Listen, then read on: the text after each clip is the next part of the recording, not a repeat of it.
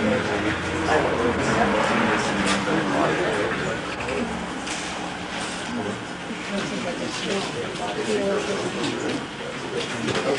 I'd like to thank everybody for showing up tonight. Welcome to Avalon Bookstore. We couldn't convince Groucho Marx that he wasn't dead, so instead we have Dr. Robert Anton Wilson.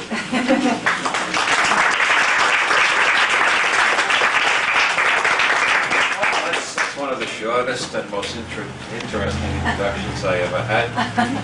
Am I the only one that noticed that one of the last things Ronald Reagan did before leaving the presidency was to have an operation on his asshole? And one of the first things George Bush did on entering the presidency was to have an operation on his middle finger. The only one who imagines a connection there. It's for a man my age, and there are very few. Most men my age are dead already, as Casey Stengel once said. For a man my age, it's profoundly embarrassing that the president and vice president are named Bush and Quayle. When I was growing up, Quayle in Brooklyn, when I was reaching puberty, Quayle had only one meaning. It meant vagina. And I didn't find out it also meant a bird until I was about 19.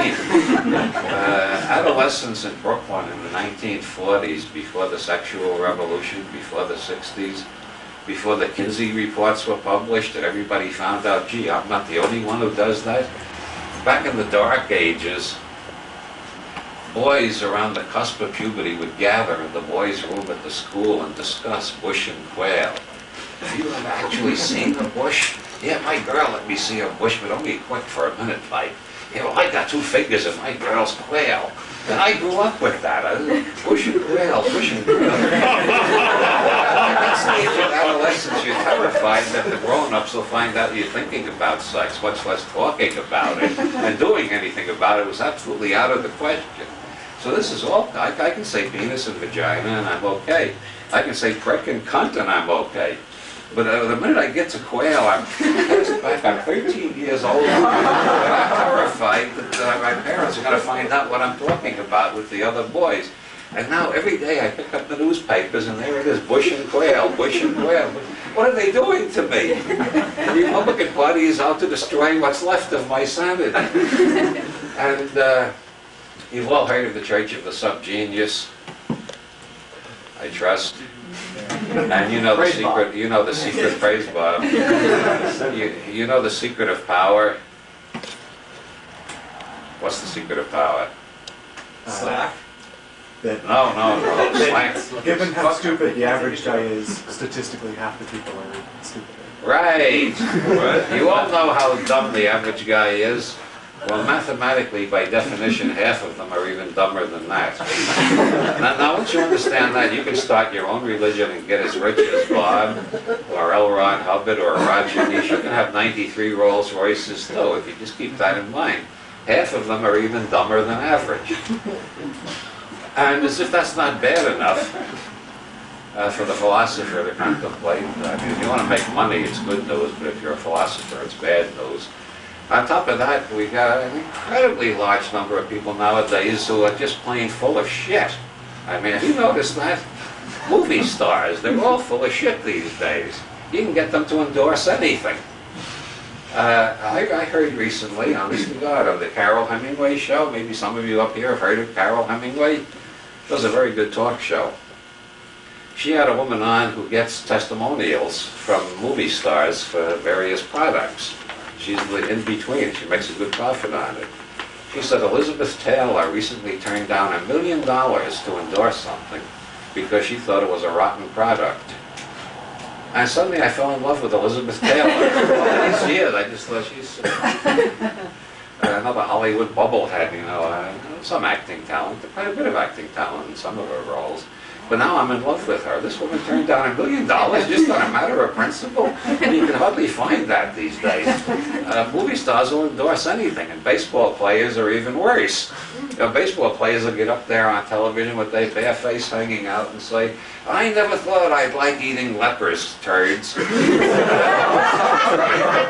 found it gave me that competitive edge I need. They'll do anything for money. AIDS is good for you. I've never been so happy as when I got AIDS. Come and get your injection. They'll say it, you pay them enough money. So we got all these stupid people, and then we got all these celebrities who are full of shit. And then if you look around, you'll find out that at least 30% of the population are batshit crazy. Right? Well, on Santa Cruz, it's about 60%. So you got the just plain stupid, you got the ones who are full of shit, and you got the ones who are batshit crazy. And now we end up with a vice president who's all three at once. And he has to be named Quail, too. He goes down to Latin America. He's in Brazil. He apologizes to the crowd because he can't speak Latin. He was speaking to the United Negro College Fund, and he tried to quote their slogan, and he said, "It's a terrible thing to lose your mind." I mean, it's a terrible waste to lose your mind. I mean, well, anyhow, I'm not going to do Dan Quayle jokes, though, because he's too easy. Besides, yes, he had a great record during the Vietnam War.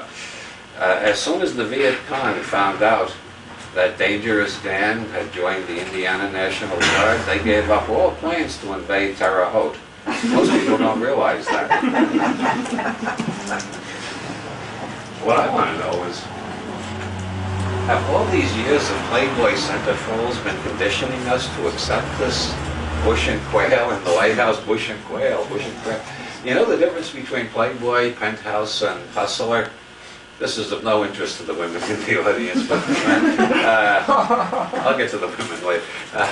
The difference between Playboy, Penthouse, and Hustler, I spent a lot of time meditating on this. Philosophers have to think about everything, you know, even the most trivial matters. In Playboy, the women look like they want you to make love to them, right? In Penthouse, they look like they get tired waiting and they start making love to themselves. And in Hustler, they look like they're having a gynecological examination. Now you know the difference. And now you know the three types of males who buy the three different magazines, and why we have three of them. There's a lot of inferior imitations, but those are the three major ones. These are the three basic approaches to Bush and Quayle. And that's why we got Bush and Quayle running the country. I hope that's clear.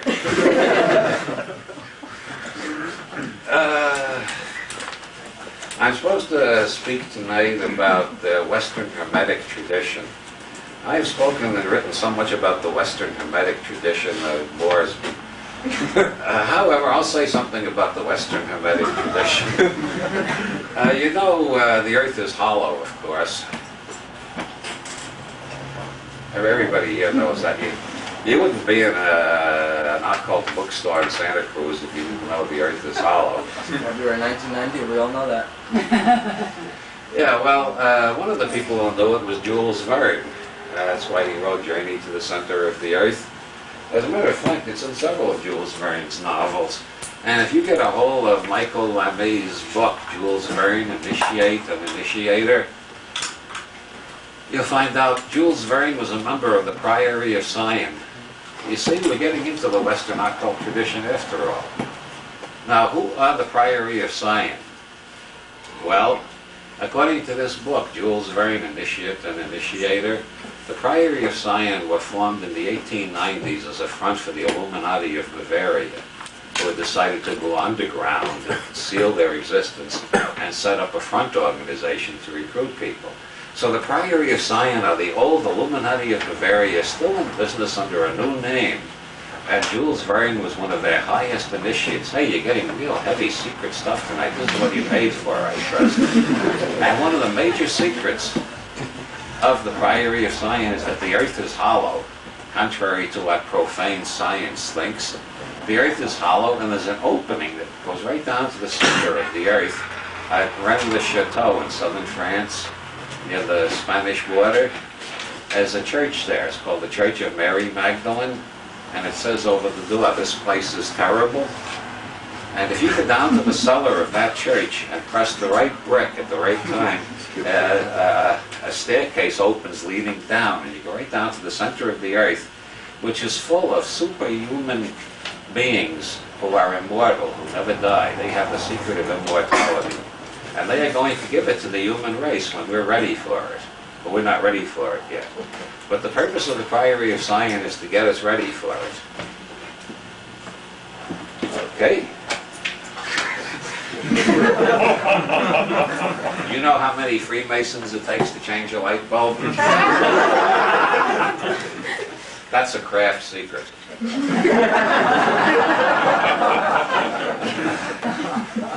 The Michael LeVay's theory that the Priory of Zion are allied with immortal superhuman beings who live in the center of the hollow earth, and you can get in through a door in that church, the Church of Mary Magdalene in Rennes-le-Château. That's only, actually, that may not be the whole truth. I hate to disillusion you, but just because you buy a book in a New Age bookstore doesn't mean that everything in it is true. If you buy one of my books, at least half of it is batshit crazy. I believe, well, my attitude towards the readers is an absolutely sadistic one, in the sense that Cummings used the word. E. Cummings said to Ezra Pound once, "You damned sadist, I can see what you're up to. You're trying to force your readers to think."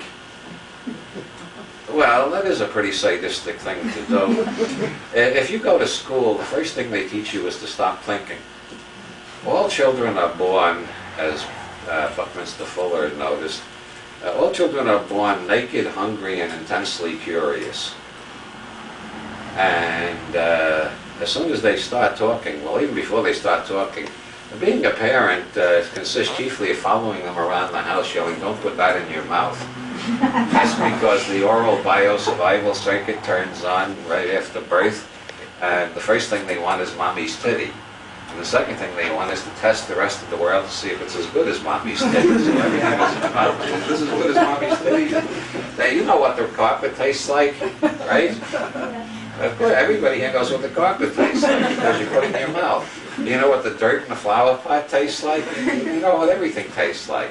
Because this is the first circuit of the nervous system that's activated. If you want to know about the other 7 circuits, buy my book, Prometheus Rising. That's what I'm here for, is to sneak in subtle little plugs from my books. No more of them.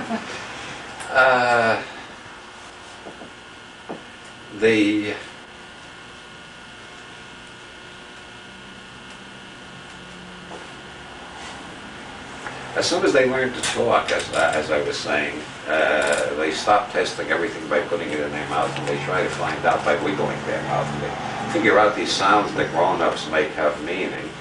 They start asking questions. And parenting then consists of saying, "Well, gee, I don't know, I'll go look it up in the encyclopedia." They find the most fascinating questions. Why is the sky blue? Well, gee, it's always been blue as far back as I can remember. Maybe it's full of orgone energy. I don't know. Why is the sky blue? It's the reflection of lakes and oceans. No, wait a minute. And then the next one, why does it rain? Well, there's excess moisture in the clouds, I think, or something like that. But then they want to know, why is America here and not in Africa? Well, and the function of the public school system is to put a stop to that. If we had a population who kept the curiosity of small children, people would be going around trying to find out everything for themselves, and such intense curiosity is likely to tumble the whole edifice of authoritarian society.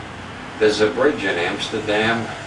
Well, there are a lot of bridges in Amsterdam, aren't there? Yeah. There's one particular bridge in Amsterdam, you go over it and you find yourself on E-Tunnel, and there's a great coffee house there which has a sign in it that says, "No hard drugs, please," which I love. It's so civilized, it's so Nederland, it's the essence of Dutchness. No hard drugs, please. Isn't that polite? It reminds me of when Nancy Reagan was popularizing "Just Say No." And Timothy Leary said, we can be more polite than Republicans. Say, no, thank you. And it said, no hard drugs, please. This is a typical Amsterdam coffee house, which means that you can buy a hashish cigarette with your coffee, which does do a lot to add to the flavor of coffee. And it does a lot for the chocolate buns, too. But no hard drugs, please. That's so civilized and Dutch. Because really, you're sitting around in one of those nice Amsterdam coffee shops with a bunch of friends drinking coffee, blowing bad, relaxed, at peace with the world. You think, gee, someday the whole world would be like Amsterdam. That'd be wonderful. And you don't want somebody in the corner or doing their work, something they're ready to shove the needle in. It lowers the whole tone of the establishment. So no hard drugs, please. I love Amsterdam. But anyway, there's a bridge you cross over there. It says under the bridge, abuse of authority comes as no surprise. One of the most profound political statements I have ever encountered. Abuse of authority comes as no surprise. And authority cannot survive questioning, especially authority that's based on nothing but bluff. And since governments are based principally on force and deception, democratic governments are based chiefly on deception, other governments on force. In democratic governments, if you get too uppity, they give up on the deception and they resort to brute force again, as a lot of us found out in the 60s. Those who didn't find out in the 60s will find out in the 90s, because we're going to have a rerun of the 60s. And so they don't want people going around asking questions. So the question is, how do you stop this natural human curiosity and this incredible intelligence that humans are born with? All humans seem born with a very high IQ compared to chimpanzees, orangutans, dogs, cats, etc. Like a dog. You've noticed that dogs don't have any sense of time whatsoever. You know, you go out the door and you remember you forgot your wallet, you go back in and the dog's, I thought you'd never come back, I thought you'd never come back. Thank God you're back, thank God you're back. You never did learn how to use the can opener. I thought I can't see you again. It's the same if you've been gone for 2 weeks, you know. I'll never see you again. Cats are cool. Cats. Did you ever see a cat walk right into a glass French door? You know, a cat will walk right into a blanket. They won't admit they were surprised. So their whole career depends on seeming smarter than dogs. Human beings feel inferior. The whole cat shtick is look how imperturbable I am. Look how cool and serene. You want to know Buddhism, man? So a cat walks into the glass, bang, turns around. I meant that, I intended that. I don't want people to think stupid. I know what I'm doing. You follow the cat, you see it's hiding behind the couch going,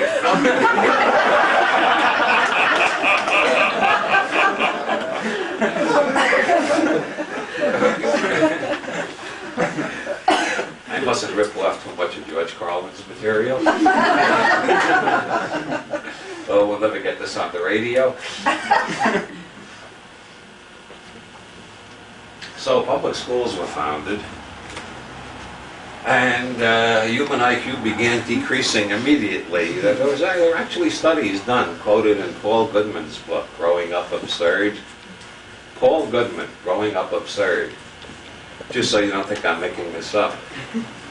There have actually been studies done in many schools in the big cities where IQ measurably decreases from the entering of grammar school to the graduation from high school.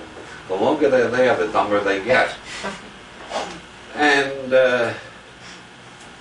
some people think that's an accident or an oversight or a mistake. But that is the function of the public schools. The function of the public schools is to stop thinking. The idea is to teach people the citizen level of intelligence. They want us to go back before the primate level. I see a few puzzled frowns. Citizen comes from the Latin. It means to repeat like a parrot. Citizenism is the habit of repeating whatever you hear. All brainwashing movements are based on getting people to repeat things together. like Sig Heil, Sig Heil, Sig Heil, or there's a right-wing nut on the radio down in L.A. named Wally something or other. I can't even remember his last name. Wally George, yeah, I can't even remember his last name. You turn him on, and the first thing you hear, he's got this record which simulates a live audience. And he made this damn record himself, you know. And it's a whole bunch of voices chanting, Wally, Wally, Wally. And you suddenly realize it's the same beat. Sig Heil, Sig Heil, Sig Heil. It's the same old trick. And he comes on and starts raving, this is a Christian country. I think all the non-Christians should be thrown out of the country right now. Then he gets phone calls and insults everybody who disagrees with him. And then he plays, Wally, Wally, Wally. You think, Jesus, I lived through this in the 30s. What's going on here? With people, after 8 years of grammar school and 4 years of high school, most people are ready for that sort of thing because they have been taught you never think, you never judge, you never trust your senses, you never report what you see, hear, smell, or any way surmise from the environment. You repeat what the teacher tells you. If they catch you thinking, you get a lower mark. I one time got a C on a term paper at Brooklyn Polytechnic. It was the longest term paper in the whole class. I checked that out. It had more footnotes than any other paper. They were all accurate footnotes, all the proper apparatus of scholarship. And why did I get a C? I asked the teacher, why did I get such a low mark? These guys wrote these little short papers, got A's, and I get this C for this big, long philosophical paper. He said, engineers don't write like that. You must have plagiarized it. He caught me thinking. That's the one thing they can't stand, is if they catch you thinking, they got to find some excuse to punish you. You're not supposed to think. You're supposed to repeat what you hear. And almost all books are written on that principle. Books are written, this is the truth. I have found out the truth. I will not explain it in chapter 1.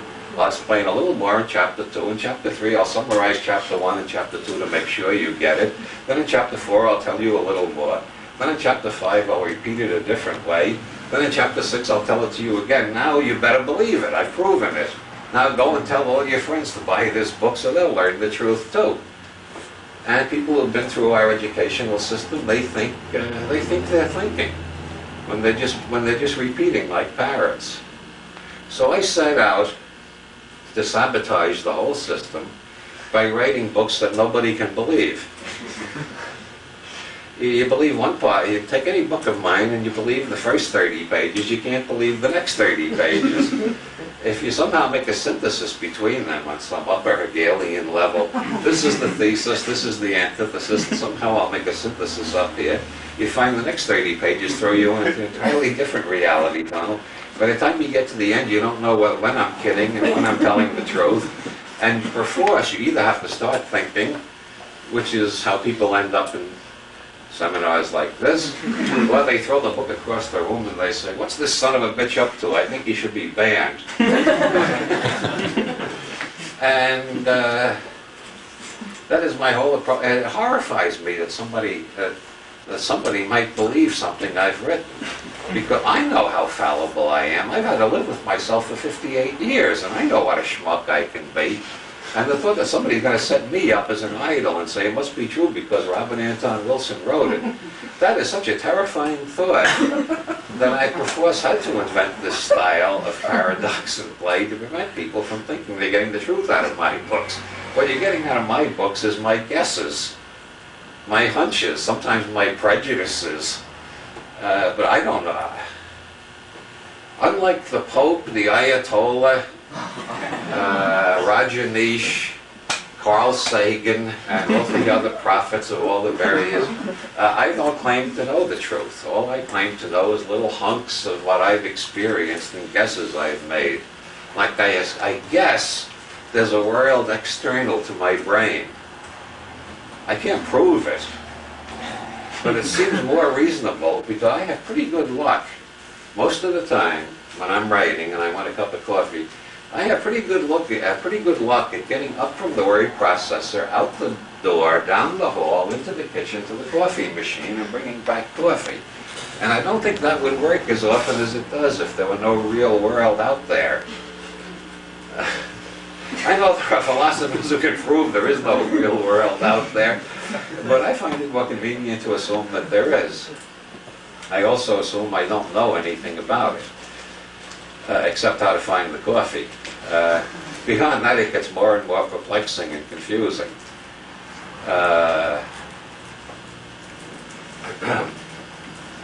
For instance, according to Gerard de Sade's La Race Fabuleuse, published in Paris in 1973, Edition J. Louis, and my French is lousy, you don't have to tell me. I do better at German, well, a little better.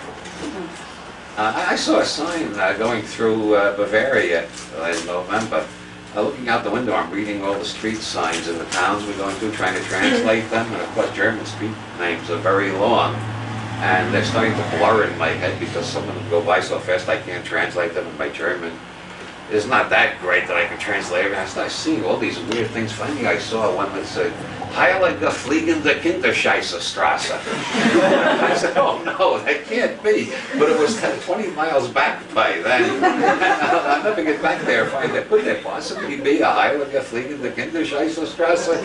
Those of you who speak German, explain that to me. Gerard de Sade, La Race Fabuleuse, 1973. Also deals with the Priory of Sight. He explains that the works of Nostradamus do not deal with the future. Most people think Nostradamus deals with the future, which makes for a lot of puzzles because if you start studying the history of interpretations of Nostradamus, you find everything in Nostradamus has been interpreted a different way every century. There are quatrains in there that some people thought referred to Napoleon. Then later on they decided they referred to Bismarck. Then later on they decided they referred to Kaiser Wilhelm. Later it was Winston Churchill or Adolf Hitler. Then it was Ronald Reagan. And they were all highly ambiguous. A couple of months, you got an earthquake here.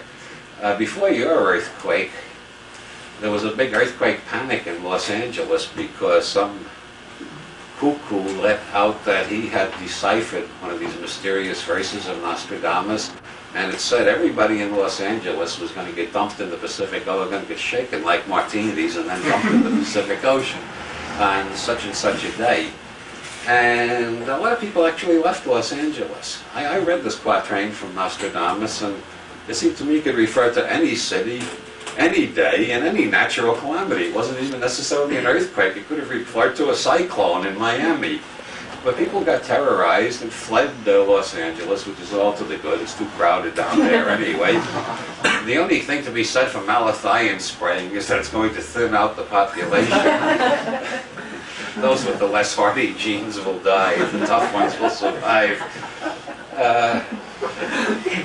According to de Sade, this simulation of prophecy in Nostradamus is all a big hoax. This is just to keep Nostradamus in print by attracting the superstitious and gullible. Meanwhile, as long as Nostradamus is in print, what he actually deals with is not the future, but the past. What Nostradamus' quatrains refer to is the hidden history of the past, especially the past of France. And the hidden history of the past of France, as Gerard de Sade deciphers it from Nostradamus' quatrains, is full of the most amazing things you never heard of before. The old royal family of France, the Merovingians, I will not attempt the French pronunciation at all. I will not even make an effort at it. The English call them Merovingians, and I can pronounce that, so they're Merovingians for tonight. The French royal family up until the 8th to the 9th century, the Merovingians, disappeared entirely. Nobody knows what became of them. The last Merovingian king, Dagobert II, was murdered in the Ardennes forest on December 23rd, 789. Why December 23rd? Oh well. No, I don't want to get into that. Why the Ardennes forest, which is named after a bear goddess? No, we shouldn't get into that either. That'll just lead us down into further obscurity. And the Merovingian, Dagobert disappeared for several hundred years from history. He was considered one of the mythical kings until somebody in the 18th century, at the dawn of modern historical science, when they went back to original text and compared one text with another and started applying scientific method to history, they proved Dagobert really existed. Why was he murdered and why was he obliterated from history for several hundred years? Well, according to Girard de Sede, the Merovingians were systematically wiped out by the Vatican. The Vatican had to get rid of all the Merovingians because the Merovingians posed a serious threat to them. The Merovingians were descended from the tribe of Benjamin in ancient Israel and Old Testament days, and their mates, who were not human. The tribe of Benjamin intermarried with extraterrestrials from a planet in the system of the star Sirius. And the Orthodox Hebrews drove them out of Israel for this abominable sin of mating with extraterrestrials. They moved to Arcadia in Greece, which they named after a bear goddess, and then they moved to the Ardennes region in France, which they named after another bear goddess.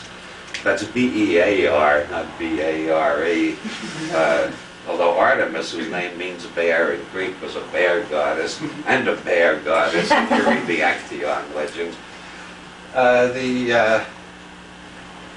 The descendants of this intermarriage between extraterrestrials from Sirius and ancient Israelites became the Merovingian dynasty, who have superhuman powers and long hair that goes down the back of their neck and down the back of their spine.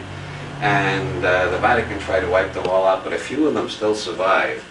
And they and their allies make up the Priory of Sion, a secret society devoted to bringing the science of Sirius to Earth when we're ready for it. Now that's a little bit different than the theory in Michael LeMay's book, isn't it? That's another reason I don't claim to tell the truth. I don't know how to find out the truth. I just collect theories and guess which one of them sounds more plausible. So far, neither of these sound very plausible to me, but I like the one about Sirius because there was a period in 1973 when I was getting communications from Sirius, or thought I was, and then in 1974 my friend Phil Dick started getting communications from Sirius too, or thought he was. And so I've always been intrigued with Sirius. I eventually decided I wasn't getting communications from Sirius. A psychic named Penny Looney told me I was channeling an ancient Chinese philosopher. And I started to try to make tests to see whether it was an extraterrestrial from Sirius or a Chinese philosopher. And I found either one worked. I found this seemed to fit the data, just like the wave and particle models in quantum mechanics. And then another psychic told me I was channeling a medieval Irish bard, which made a lot of sense to me because I've always been attracted to the medieval Irish poetry. And if a medieval Irish bard was trying to use me as a channel all my life, that's why I would have gotten so involved with Irish literature. But then I saw the movie Harvey, which is about a fellow named Elwood P. Dowd in some city in Ohio who comes out of a bar one night and meets a 6-foot-tall white rabbit lounging against a lamppost. And the rabbit says to him, "How are you this evening, Mr. Dowd?" And in the movie, when Elwood tells this to the psychiatrist, his sister has taken him to the psychiatrist, says, "Weren't you surprised?" And Elwood says, "No, it's a small town. Everybody knows my name." Which makes sense to me. The 6-foot-tall white rabbit is well known in County Kerry. He's called the puka, which some linguist claim is the earliest Indo-European form of the word which became bog in Russian and god in English. It means the divinity, the divinity. The earliest divinity of Europe was a giant rabbit, according to some theories. And this giant rabbit still survives in County Kerry, where in modern Gaelic he's called the puka. And occasionally some of them wander as far as Ohio, including that play. There's a skeptical psychiatric orderly in the play named Wilson, and he looks up puka in the dictionary, and the definition he finds in the dictionary is puka, N, a Celtic elf or vegetation spirit, wise but mischievous, fond of rum pots, crack pots, and how are you tonight, Mr. Wilson? Well, when I saw that on television, I thought, oh my God, and now I'm like Phil Dick, the television is talking to me.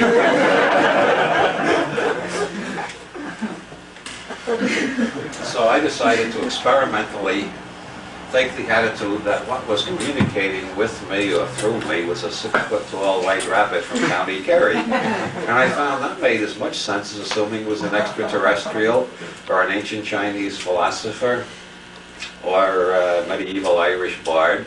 So I adopted the 6-foot-tall white rabbit from Kerry because there was absolutely no danger that I might take that literally. And I think when you're dealing with these processes, the worst danger is what the Sufis call literalism. Never be literal. Oh my God. Ovular. There's an ovular shape on the floor. There is no such word as ovula. He denies that there's such a word as ovula. Put that in the book. You recognize that? That's from Orson Welles' version of the trial.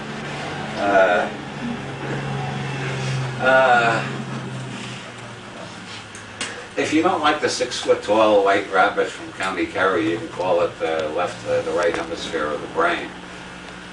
Or you can call it the collective unconscious. Anyway,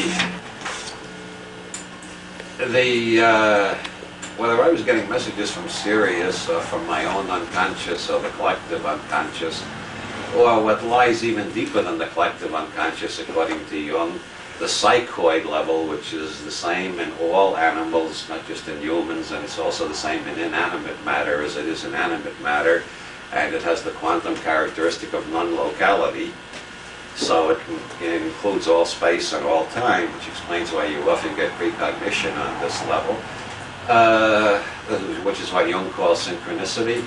One student of Jung tells about a time at the Jung Institute when they were having one of these incredible coincidences after another. And this student said to Jung, I can't understand all this. And Jung said, it's just synchronicity. And then the next day there was more of it. The student says, how can this synchronicity keep on happening like this? Jung said, okay, it's demons. And that's my approach is it's the non-local level of mind as described by the great quantum physicist Evan Harris Walker in his paper, The Complete Quantum Anthropologist. And anybody who can't understand the mathematics in Walker's paper, it's a 6-foot-tall white rabbit from County Kerry. That you can understand, right? Just don't take it literally. Anyway, there's a church in Stenay, which was one of the capitals of the Merovingian dynasty, which is oriented so that if you stand by the altar and look out the door in the summer, you'll see Sirius framed right in the doorway leading into the church. And de Sade compares this to the Church of Mary Magdalene in Rennes-le-Château, in which the 14 stations of the cross have many oddities which have never been explained. For instance, there's a Scotchman in kilts watching the crucifixion. You will not find this in either the Christian Bible or in any of the Gnostic Bibles. You'll also find some people carrying Jesus out of the tomb in the middle of the night, as if he didn't die at all. They were about to fake a resurrection. And it says over the door, this place is terrible. Well, according to, this was built by a priest named Father Saunier in the 1890s. According to de Sade, these 14 stations of the cross contain coded references like Nostradamus that shows that the royal family of France is descended partly from Sirius and possess superhuman powers, and there are hints that we'll have peace in Europe and apparently in the whole world once these superhuman beings are allowed to rule us again, after all the mistakes of the last 2 centuries are undone, and all these democratic follies are put aside, and we accept these superhuman beings who have come here just to help us. And I said, gee, that bullshit sounds familiar. Where have I heard that before? We've been hearing that since the Stone Age about various types who have a desire to rule. Oh, we're not humans like you are. We're descended from the sun god. That's what the Aztecs said. That's what the Inca said in Peru. That's what the Hirohito was the last one to claim that, and he was buried. God is dead. Ever since Hirohito was buried, we got no more gods on this planet. He was the last one. Well, no, we still had Rajneesh, didn't we? After Rajneesh was buried, suddenly we were left on our own. We got to figure it out for ourselves now. Well, maybe another god will pop up somewhere. 73, when La Russe Fabulous was published, a Swiss journalist named Matthew Pauli published a book called Undercurrents of Political Ambition. And he got interested in the Priory of Sion because he found their newsletter circuit was being distributed through the lodges of the Grande Loge Alpina, the largest Masonic brotherhood in Switzerland. As a matter of fact, the Grande Loge Alpina contains the bankers who own the banks in Zurich and Basel, who pretty much control European finance. And there's as many conspiracy theories about the Grande Loge Alpina over in Europe as there are about the Bohemian Club over here. These are the richest people in Europe, and they belong to the secret Masonic group, the Grande Loge Alpina. Harold Wilson, no relative. He was a prime minister in England back before Thatcher, if anybody can remember a time before Thatcher, way back in the dark ages there in the 70s. Harold Wilson called them the Gnomes of Zurich. As far as I know, he was the only one that ever pronounced the G in gnomes. We call them the Gnomes of Zurich. He complained that no matter what any government in Europe tried to do, if the Gnomes of Zurich didn't like it, they'd stop it one way or another. And as a matter of fact, governments don't act, governments only react. The bankers make the decisions, and then governments decide how are we going to adjust to this. Government can't do anything unless a bank gives them the money to do it. And if the bank says, we'll give you this much money for building armaments, the government will build armaments because they can't get any money out of the bankers any other way. If the banks say, we don't want you to build armaments anymore, we want you to build highways, they'll build highways. So people will worry about who's president, whether it's Bush or Quayle or pubic hair or anus or whoever. The important thing is who's running the banks. They're the ones who are making the decisions.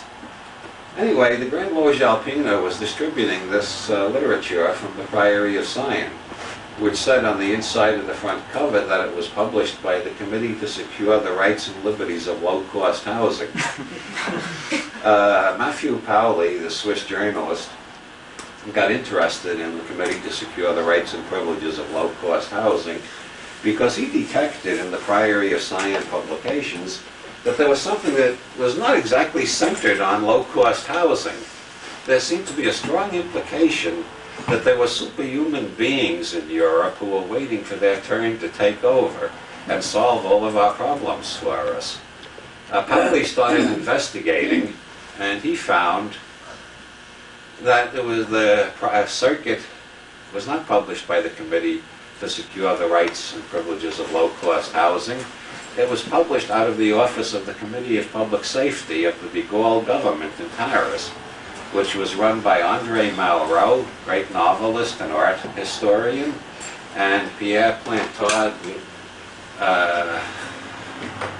de St. Clair, who is related to the St. Clairs of Scotland, who have been connected with Masonry since about the 13th century, played a major role in the development of European Masonry.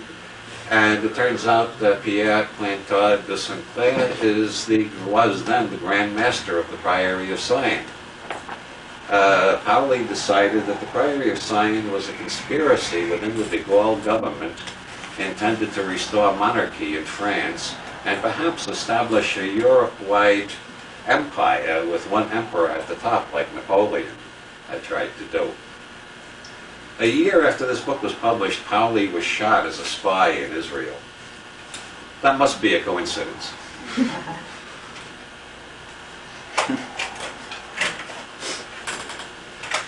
A French magazine, after these three books came out, a French magazine whose name I don't remember, but you can look it up in Holy Blood, Holy Grail, they did their own study of the Priory of Sion, and they claimed that Archbishop Lefebvre was the head of it. Now, Archbishop Lefebvre was the guy who, for about 20 years, was going around denouncing the Vatican, claiming the Vatican had been taken over by Freemasons and Satanists during the reign of Pope John the 23rd, and that the Catholic Church was now totally corrupted by Masonic and Satanic influences, and his followers often added to that, he is the man who should be Pope. He never said that himself explicitly, but that's a strong feature in all propaganda put out by Lefebvre groups. They put an ad, did I mention this ad that was in the Los Angeles paper? I think I mentioned it earlier today. A couple of weeks ago in the LA Times there was an ad that said, Jesus and Mary predict huge earthquake for LA. And this ad explained that Los Angeles is going to have a bigger earthquake than you had up here, much bigger. And the only way to survive is by hanging a crucifix on your door, buying a rosary, and getting a copy of the Catholic Bible translated before 1965. That's before Vatican II. This is a key thing with the Lefebvre people, is that everything since 1965, everything that's come out of the Vatican since 1965 has been the work of Freemasons and Satanists. And Lefebvre is the only one who's maintaining the true Catholic Church. And he got away with this for over 20 years. Last year they abruptly excommunicated him. For years I was wondering, why don't they excommunicate this guy? I mean, he's marching up and down Europe, as it were. He's publishing he's got all these followers, putting out all these hysterical publications announcing the Vatican is run by Satanists. And they just ignore him. Well, after 20 years they stopped ignoring him and they excommunicated him, which means that he got more publicity and more followers, naturally. Maybe that's why it took them so long to excommunicate him. He's got a group in Long Island called Our Lady of the Flowers. If you write to them, you will get 2 rose petals blessed by Jesus Christ himself, and a lot of propaganda about why Jesus wants you to kill homosexuals. Jesus is really pissed at the gay men. He's got a real thing. He's off his head on the subject. That's why he's sending the fucking earthquake. This is what the Lefebvre people believe. One of his disciples, Father Lone Cron, who was, matter of fact, ordained by Lefebvre himself, he tried to shoot the Pope in Fatima a couple of years ago. Bang, bang, bang, and he missed. Well, priests are not trained. He said at his trial that, in the cross-examination, the prosecutor said, you show no remorse whatsoever. Do you feel no sense of guilt? And he said, I have absolutely no guilt about trying to kill the Antichrist. My only guilt is that I committed some sins of the flesh when I was younger. He's guilty about that 20 years later. He doesn't mind shooting somebody.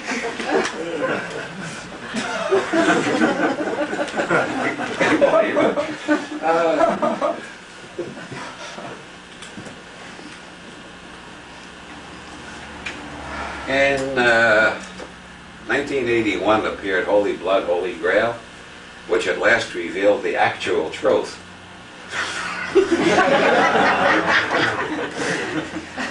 The Priory of Sion is a medieval chivalric order devoted to protecting the descendants of the Merovingian dynasty. And the reason they are being protected against the continuous attempts of the Vatican to get rid of them all is not that they are descended from people from Sirius, but that they are descended from Jesus Christ and Mary Magdalene. Jesus and Mary Magdalene had a son named Merovee who emigrated to France, and the Merovingian dynasty is descended from him. And as a matter of fact, Holy Blood, Holy Grail gives you genealogies of all sorts of people descended from Jesus Christ and Mary Magdalene, including Otto von Habsburg. Now, Otto von Habsburg was one of the founders of the Bilderbergers. I trust you're paying close attention at this point. It gets a bit hairy around here. The Bilderbergers, originally sponsored by Prince Bernhard of the Netherlands, was also on the charts in Holy Blood, Holy Grail. He's also descended from Jesus Christ and Mary Magdalene, if you believe this theory. Prince Bernhard founded the Bilderbergers. Otto von Habsburg has been the chief financier behind it. Otto von Habsburg's grandfather gave several million francs to the priest who built that weird church of Mary Magdalene in Rennes-le-Château with the sign over the door saying this place is terrible. And the brick in the cellar never let you down to the center of hollow earth, if you believe the other story. Now I have a friend who was over in Rennes-le-Château last year, and he found a hollow statue in the church. He was looking around to see how many mysteries he could solve. He found this is hollow, by God. None of the other investigators have discovered this. I found something on my own. He managed to get the statue open and unscrewed. And inside were some German newspapers from 1904 that have absolutely no relation to any of this stuff.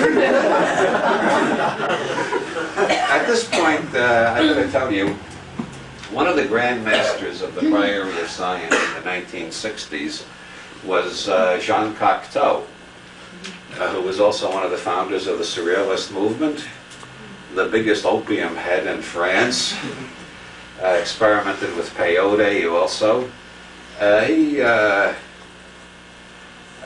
a movie Cocteau made with BBC called Portrait of a Poet, and Cocteau insisted on being in on the editing. It was not just about him, he wanted it to have his own style.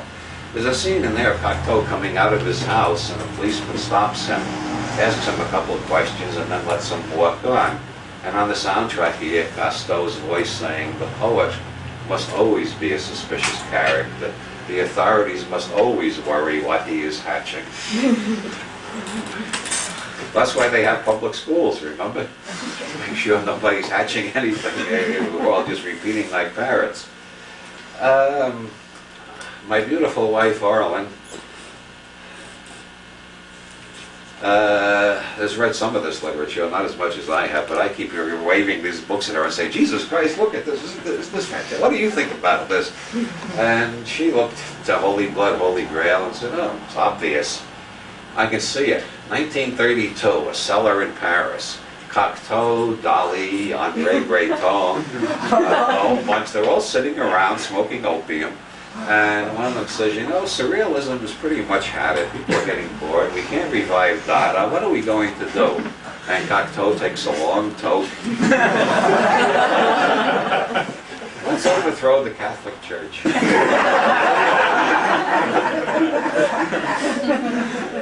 Well, that's Arlen's theory. But the Priory of Science can be proven to be older than Cocteau. It goes back at least to the 1890s and probably a couple of centuries before that. Maybe back to the 13th century even, like they claim. There's recently been a book by a Jungian psychologist named Ian Begg called The Cult of the Black Virgin.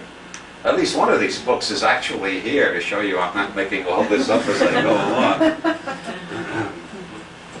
Oh, here's Holy Blood, Holy Grail. So, Ian Begg made a study of the 400 and something more than 400 statues in European churches of the Virgin Mary, in which the Virgin Mary appears to be black or Negro. Now, if these statues all appeared in the last 40 or 60 years, you might make a good case of attributing them to the Rastafarians. The Rastafarians believed that Jesus and his whole family were black. They also believed all the heroes of the Old Testament were black. They got some good biblical references to back this. If you believe that black in the King James Version means black racially, depends on, there's room for interpretation. But the Rastafarians did not do this. These statues have been there for 700 years. Most of them can be definitely dated to the 13th century. So who did it? Well, according to Ian Begg, the Priory of Sion did it. For some reason in the 13th century they went all over Europe planting statues to indicate that the house of David was black, or at least part of it was black by the time it got to Jesus anyway. Why did they do this? Well, maybe it was true. If you take a look at the map, the Near East and Africa are pretty close. There must have been a lot of genetic drift back and forth. Read some of the Rastafarian literature. They'll convince you. They have a lot of good. Ian Begg doesn't go into that. He says black is a symbol of the supreme mystical state. Only the ignorant Buddhists think white light represents the supreme mystical state. The Sufis know that above the white light there's the trance of total blackness, which is the highest trance of all, and reveals the true nature of everything, which Aleister Crowley described as nothing. The true nature of everything is nothing. That is the negative void. You think of a positive void as endless whiteness. You got to think of it as endless blackness to get the negative void, the Kabbalistic zero, and that's the true essence of everything, according to the Sufi tradition and according to Aleister Crowley, who, by the way, was associated with the priest who built that church in Rennes-le-Château. Says this place is terrible and has the Scotchman in kilts at the crucifixion. Crowley learned magic from MacGregor Mathers, who was a Scotchman who claimed his family had been Freemasons since the days of the Knights Templar, and that he was the reincarnation of King James II, the last Scotch king of England. But that's more or less a digression. Don't let it confuse you. I'm trying to make this as simple as possible.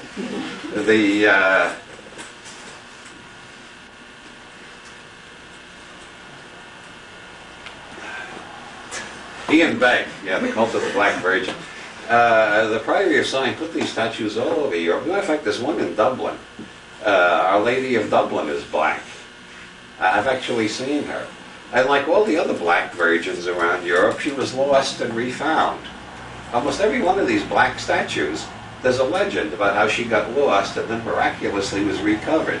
Our Lady of Dublin was found in a blacksmith's yard after being lost for 200 years.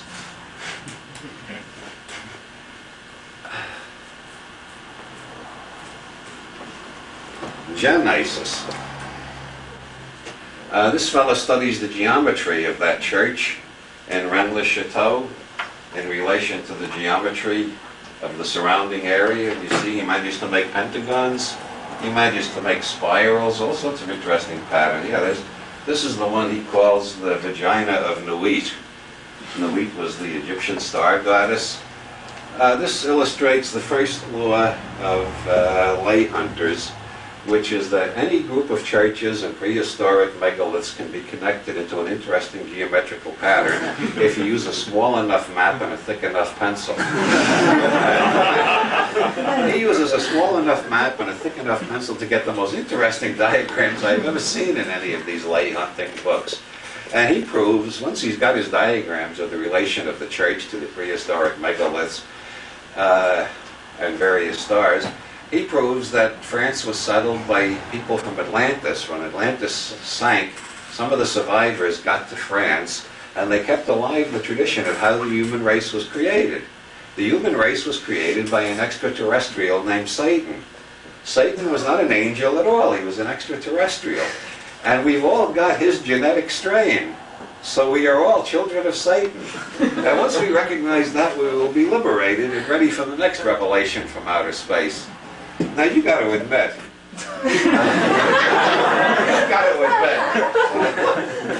some people are stupid, some people are batshit crazy, and some are just full of shit. You got to admit this is much better bullshit than you get from Romford.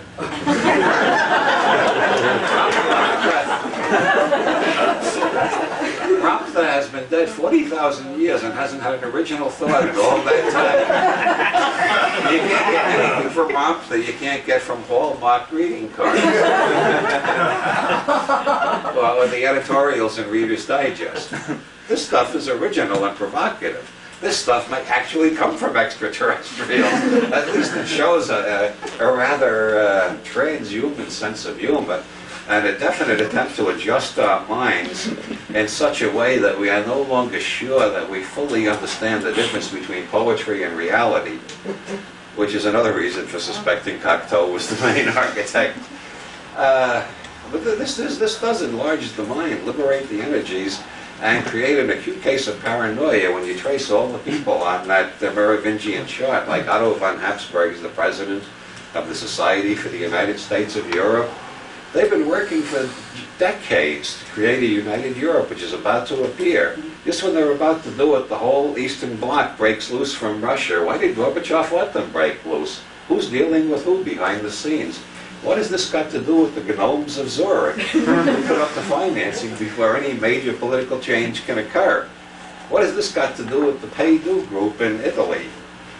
Pay-Do was using the Vatican Bank to launder most of the cocaine money from South America and most of the heroin money from the Near East. The heroin money came by way of the Grey Wolves, one of whom, Mehmet Ali Agca, ran the money through the Banco Ambrosiano in Milan, which was owned by the Vatican Bank. He tried to shoot the Pope, remember, in St. Peter's Square? It's funny how many people try to kill this Pope. It's like a mafia family, isn't it? I tell you what, I think it's time we had a break. Everybody get up, stretch, go outside, get some fresh air if you need it. Then I'll continue with the Pay-Due story and its connections with George Bush and Quail. All right.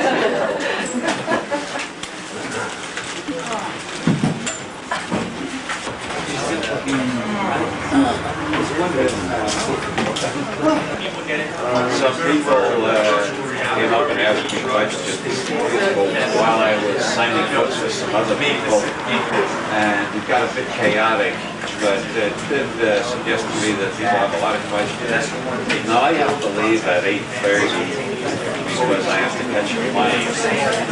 So I think I will put the question, I think I will put a question period in here, and if things work out okay, I'll put another question period in just before I leave, after I go through the Vatican Bank, cocaine, the Senator Bush, and Colin Bones, and so on. But right now, those of you who are absolutely desperate to ask questions, here's your chance. Yes? The future availability of the Polestar. The Polestar, the inventor died. It is now being manufactured under the name New Star. And I have not got the manufacturer's address memorized. You'll have to start out with that full New Star and track it down yourself. It's the best I can do. Yes. Being that you were once an editor at Playboy, do you have any comments on Hugh's recent marriage? Boy, that's tenuous. Seeing as I once lived in Chicago, do I have any comments on the current mayor? Son of Richard Daley. It sounds like the greatest horror movie ever. I had enough of Richard Daley in the 60s. You Hefner, so you Hefner got married. I can't think of a damn comment to make about it. Well, to have what I said before about the environment, you mentioning in your book, it's up on the shelf, Cosmic Trigger, that you want to be immortal. At least we're looking into the new technologies. Is it worth it anymore? Oh, yeah. If it ever was. If it ever was, it still is. It depends on what your picture of the future is. Yeah. And my picture of the future is uninhibitedly optimistic. I think we're in a period of fractal chaos in which the whole system is collapsing, and every week is a new surprise, like they just let Nelson Mandela out in South Africa. And in Romania, the most terrible of all the dictatorships, they killed the dictator and his wife and then passed a law against capital punishment and didn't let it go on. Like it does in most revolutions, executions upon executions, until they create a counter-revolutionary class out of the relatives of all the people who got killed. And 4 people have been found guilty of genocide and sentenced to life in prison instead of being executed. That's a real surprise in the history of revolutions, and we're getting one surprise after another. And I think this is the period of fractal chaos in which the old system is giving way to the new system. Of course, fractal chaos has backward as well as forward movements, and right now in Southern California, where I live, they're conducting the biggest experiment ever conducted on human beings since Nazi Germany. I have strong suspicions that Dr. Mengler has taken over the state of California. They are dumping malathion on people every night down there just to see what happens. If enough of us survive, they'll have scientific proof that it's safe. Right now they don't have any. They only have proof that people can survive one dose. They have no proof that people can survive repeated doses. So if enough of us survive, they'll have proof. If enough of us don't survive, they'll say, oh, well, gee, I guess we fucked up again. What do you expect of governments anyway? Yes? Given the situation in Russia, do you suspect that the Kremlin has been infiltrated by Discordians? In a sense, Bucky Fuller said in 1981 that the technologists were going to take over Russia, And their attitude is nobody can win a nuclear war, so the first thing to do is to abolish the possibility of nuclear war, and then introduce the Western-style bourgeois freedoms that the communists have always rejected because scientists need that for their work. And of course, Gorbachev was a good friend of Sakharov, and Gorbachev does get a lot of support from that part of Russian society. So it's sort of it's a technocratic revolution, but technocrats tend to be Discordians anyway, so two overlap. Yes? What's the origin of the word Fenord? I would get out of here alive if I told you.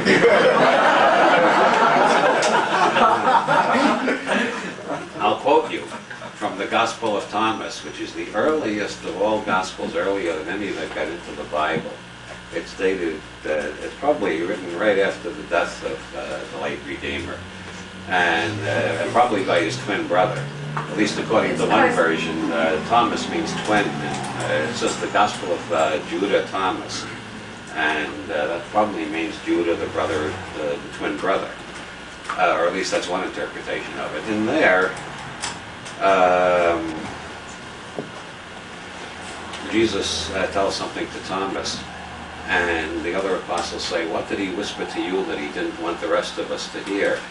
And Thomas said, "If I told you, you would pick up stones and kill me." Next question. You already had a question. You've made a lot of very optimistic predictions in the past. A lot of people seem to have predictions about the time frame of the changes that we seem to be in. Do you have a latest prediction regarding the time frame?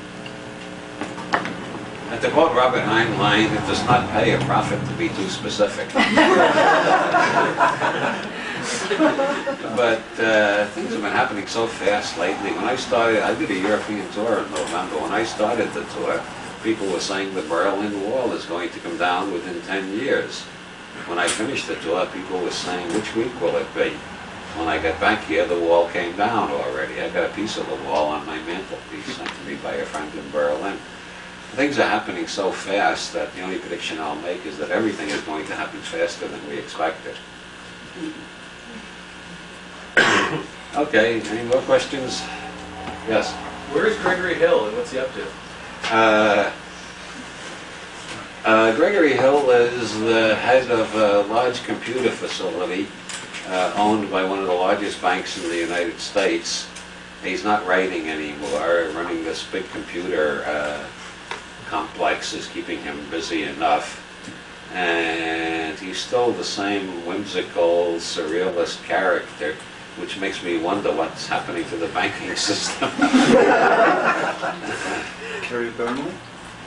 Kerry Thornley is still sending out long documents explaining that he killed John Kennedy while under hypnosis by the CIA, and I was his CIA babysitter, and I only deny it because all CIA agents deny what they did.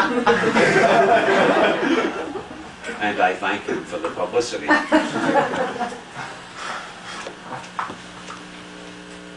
May Russell charged in Conspiracy Digest that I am a paid agent of the Rockefeller conspiracy. In the next issue of Conspiracy Digest, I confessed that it was true. David.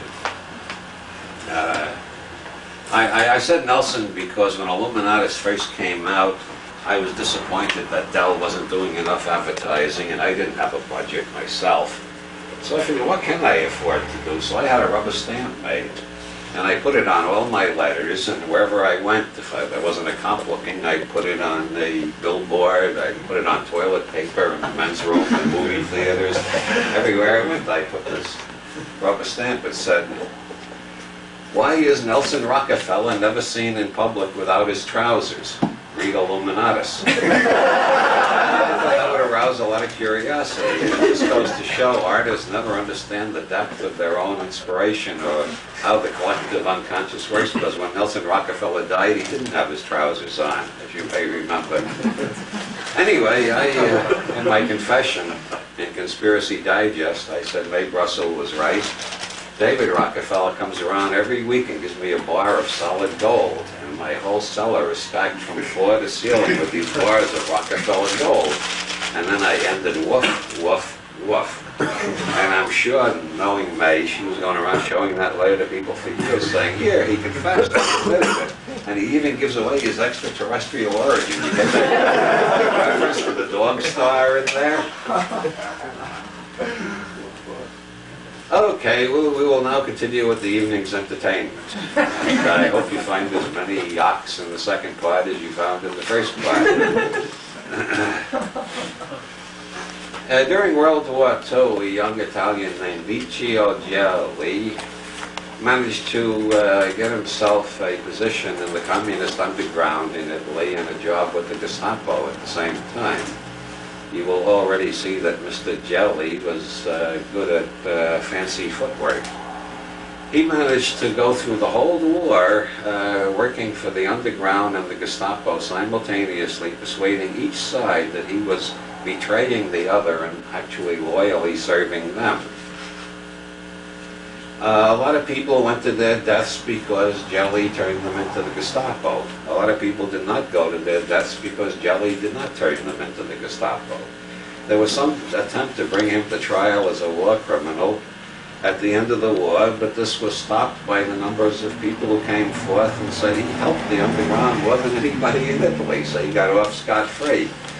He thereupon went to work, set up an office in Rome with a couple of friends who were expert forgers, and created alternative ID for not wanted Nazi war criminals, most of whom went to Latin America, and Gelli later got them jobs with American intelligence there. Among them was Klaus Barbie, whom you may have heard of.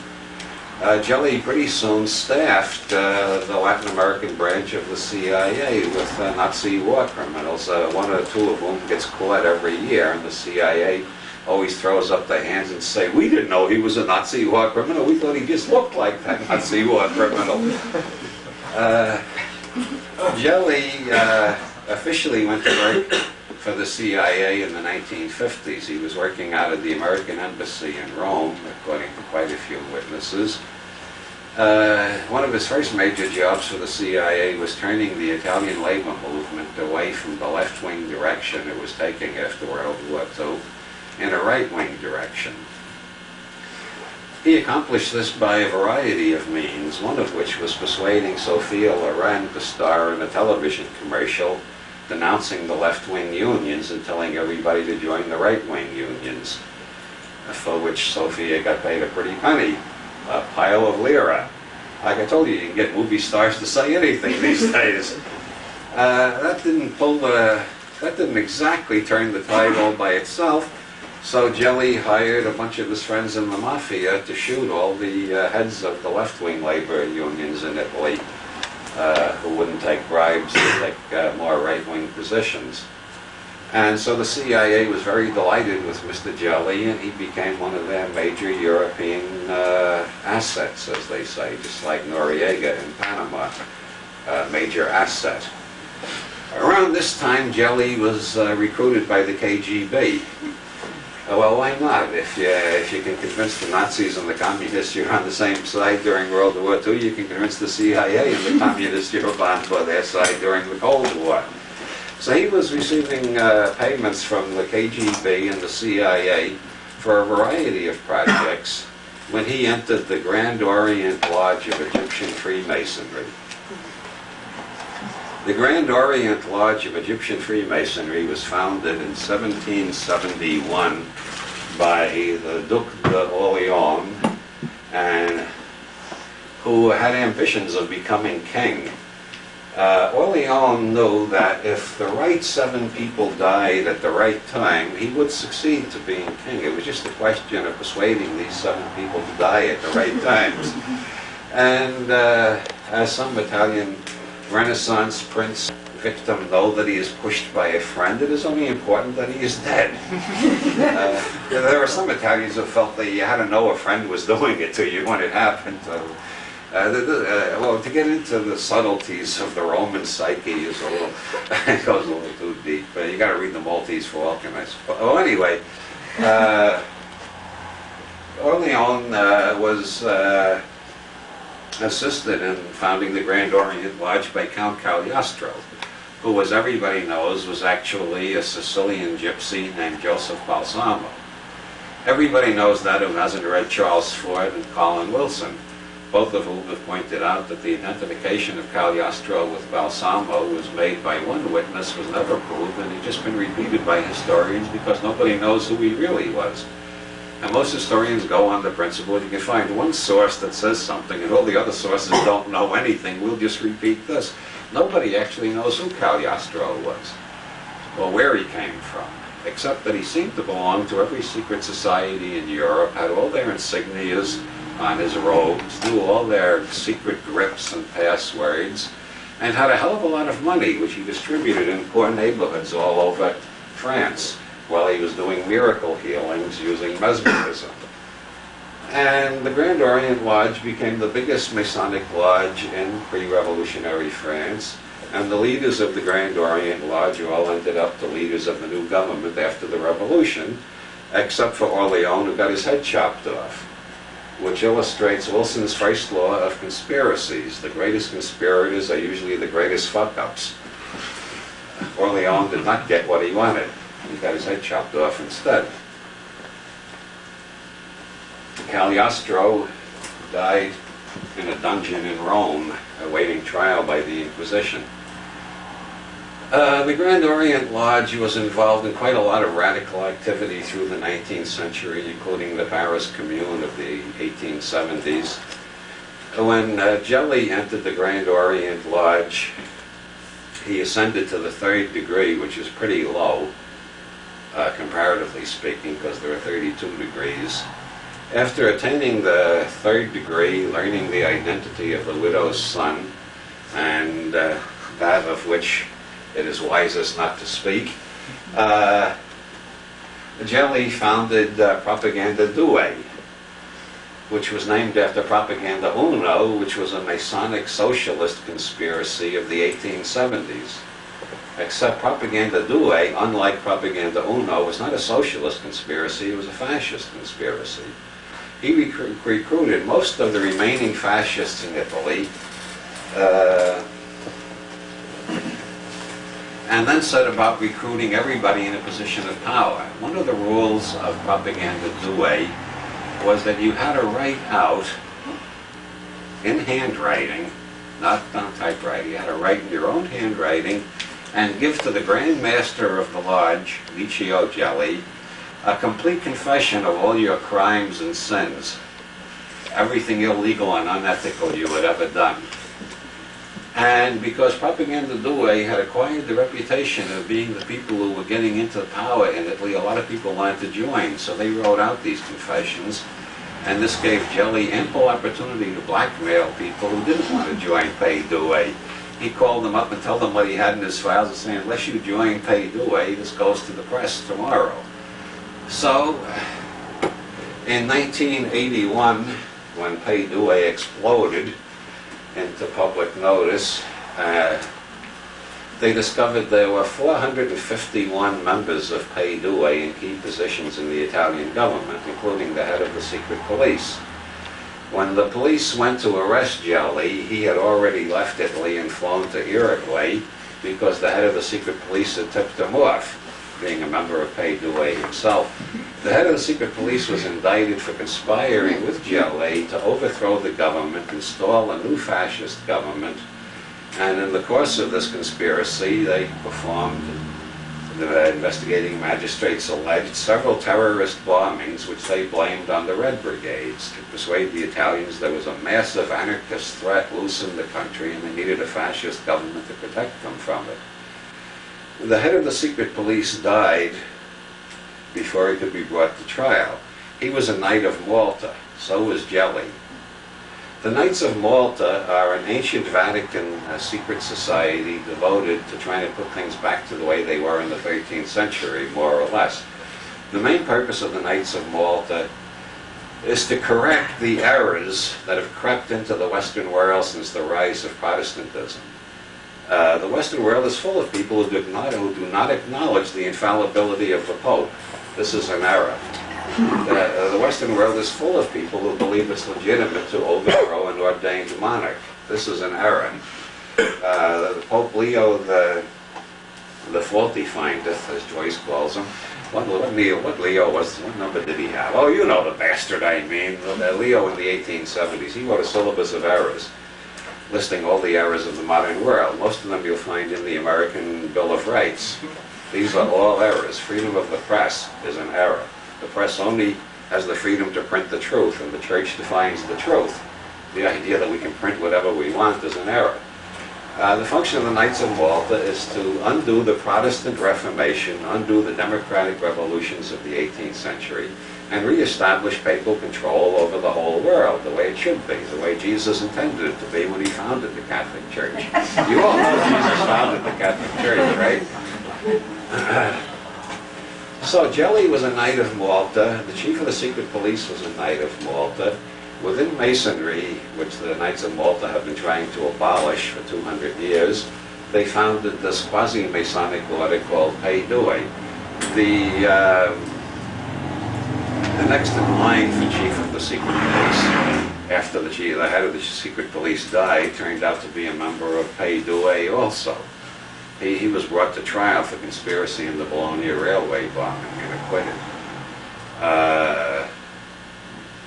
Jelly, in the early 1970s, had recruited Roberto Calvi, who was a middle-rank officer of Banco Ambrosiano, a bank owned by the Vatican Bank, but operating as a separate organization in Milan. Roberto Calvi believed that power in this world is based on what the Italians call secret power. All open power is based on secret power that works behind the scenes. Calvi told this to everybody he ever got into a philosophical discussion with. He told it to his son. He told it to other workers at the bank. It was one of his favorite topics when he wasn't recommending The Godfather. Calvi always told everybody, there's only one novel you have to read. Read The Godfather. That's the book that shows the way the world is really run. The rest of it is all romantic nonsense. So Calvi had a deep passion to find out who held the secret power so he could join them and be on the winning side, which makes a lot of sense if you want to be on the end. I'm always amazed by paranoids who find out who holds the power and then spend all their time fighting with them. If you know who holds the power, the thing to do is join them. If you're going to fight them, you're just going to wear yourself down, right? Doesn't that make sense? Or do we have some idealists left in the world?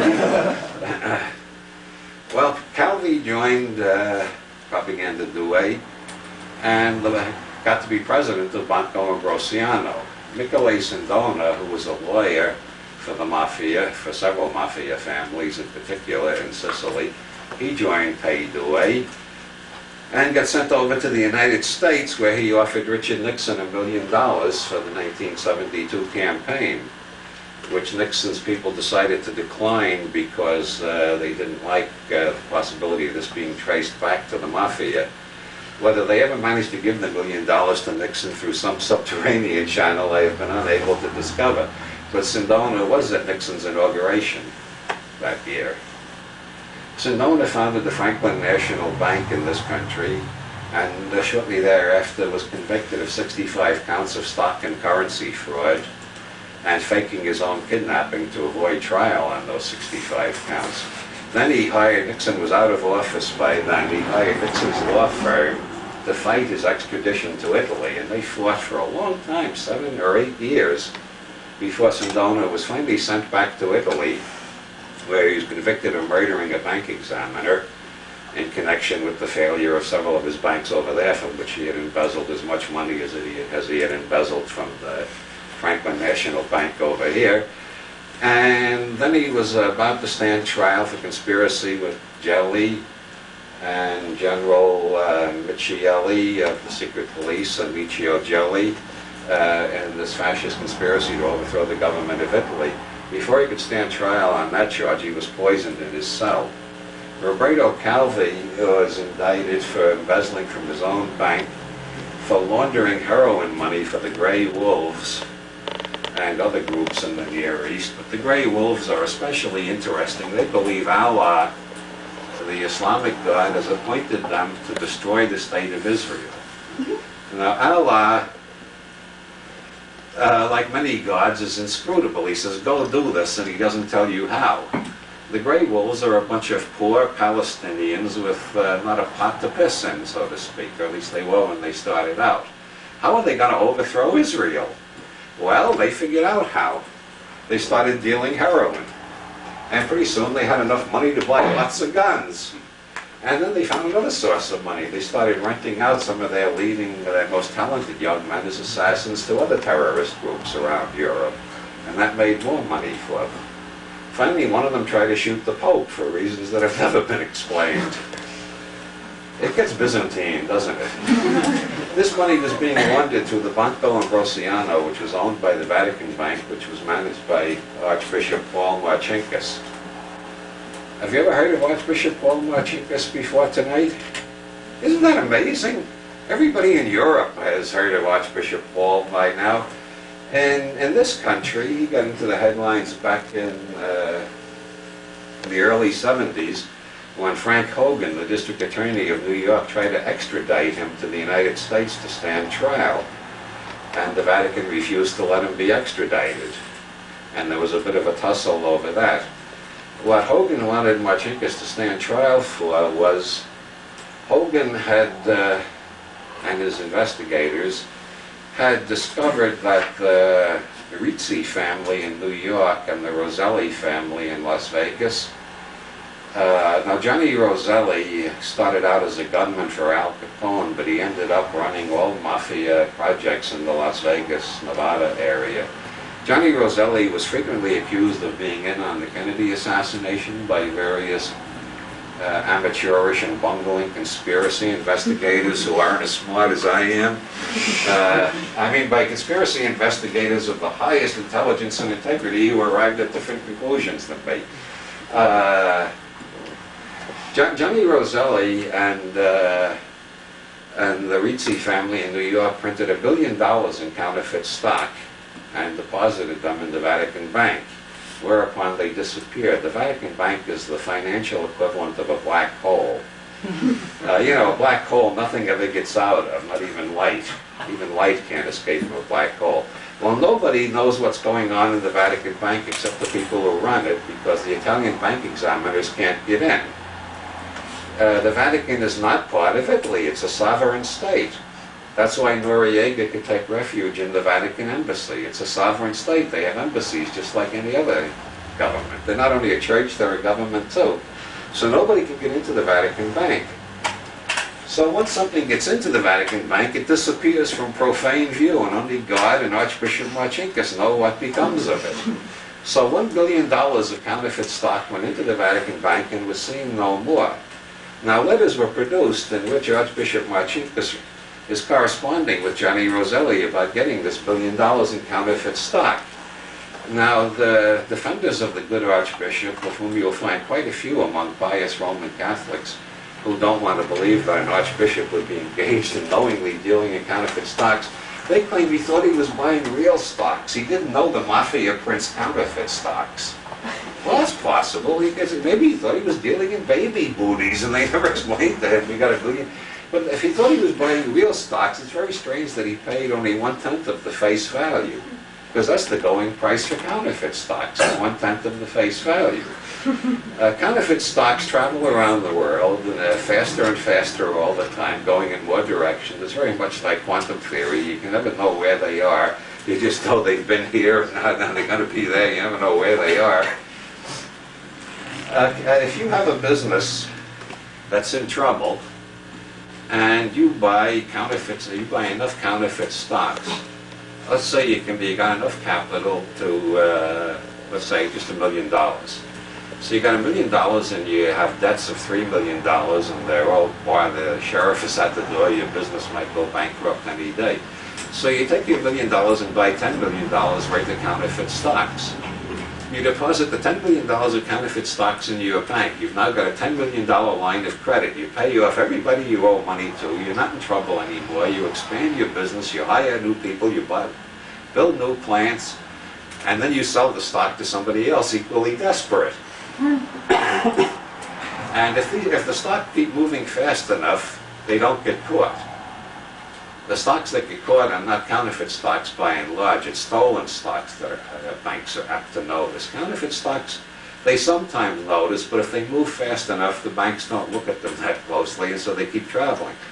So this $1 billion in counterfeit stocks went into the Vatican Bank, and God knows where it went after that. The bank started collapsing all over the world. Wall Street almost collapsed with this continuous turmoil in the international economic community, because $10 billion in counterfeit stocks is more goddamn counterfeit stocks than have ever been loose at any one time before. Well, District Attorney Hogan did not manage to extradite Marcinkus. Nixon intervened to protect Marcinkus. There's an implication that Nixon was afraid of losing the Catholic vote. I don't know. Nixon also had Sindona as a guest at his inauguration, so one feels there was a closer connection than just the Catholic vote. In 1981, the District Attorney of Dade County indicted 8 officers of the World Finance Corporation in Miami for operating, he said, knowingly operating the largest cocaine laundromat ever uncovered.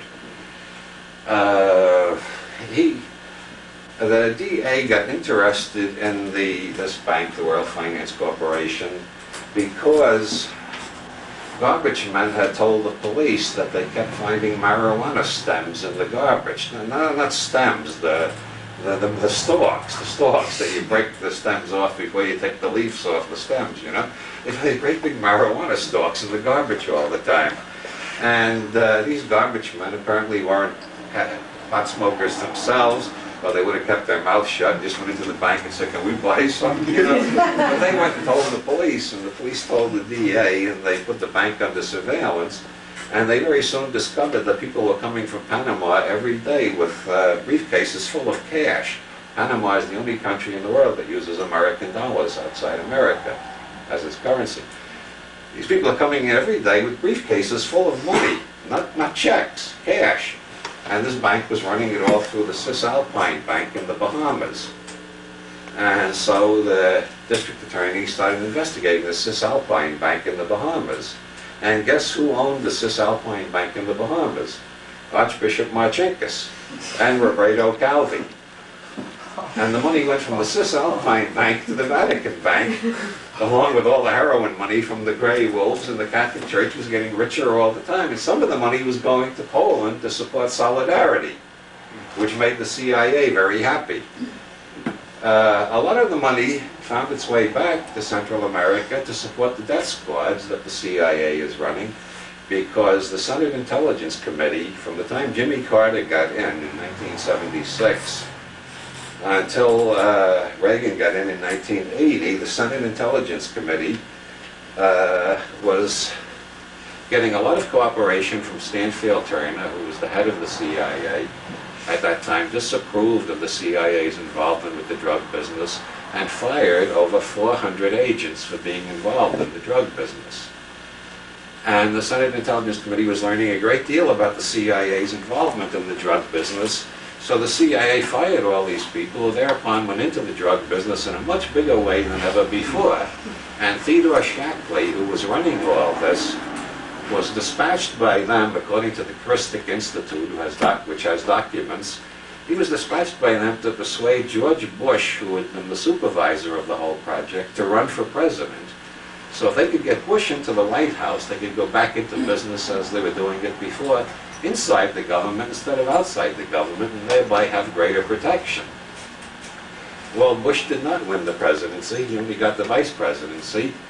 But Reagan made him the head of the National Security Agency, which gave him oversight over the CIA, so they were all soon back in business again, which is why in 1981 they had this bank with 8 CIA agents running it in Miami. And I was laundering all this cocaine money to pay for the death squads, which Congress wasn't supposed to know anything about, and which most Americans still don't know anything about even today. You say death squads to most people, and they say, you mean the Nazis in the Second World War, something like that? No, I mean death squads right now all over Latin America, killing anybody who objects to American domination. They come into villages at night, they shoot people at random to terrorize the whole village. This is being paid for by the drug business. I'm sorry if you like cocaine, this might make you feel a bit queasy about it, but I told you wouldn't find this part as funny as the first part. I'm telling you occult secrets. These are things that are hidden, that the profane do not know about, that are not revealed in the mass media.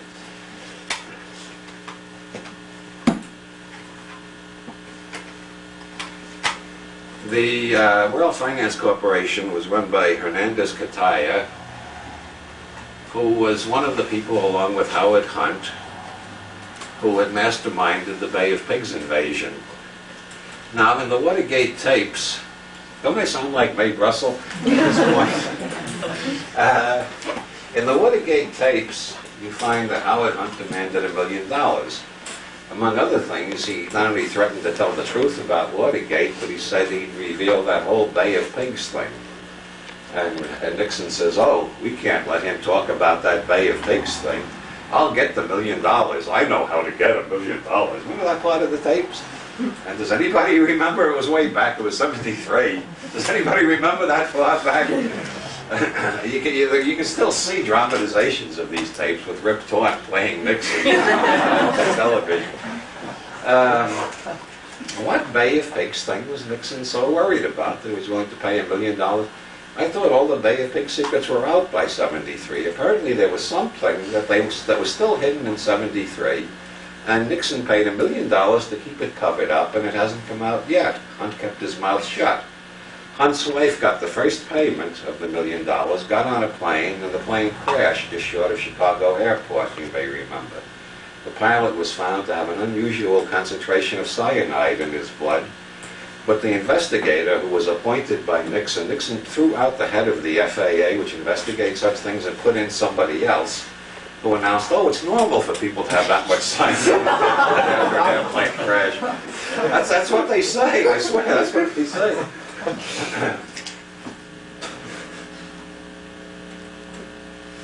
When Ronald Reagan took office, Licio Gelli was a guest at the inaugural party. Remember Licio Gelli? He was the one who set up this whole organization between the Knights of Malta, the CIA, and the cocaine business, and the death squads, and Klaus Barbie and his old friends from the Gestapo.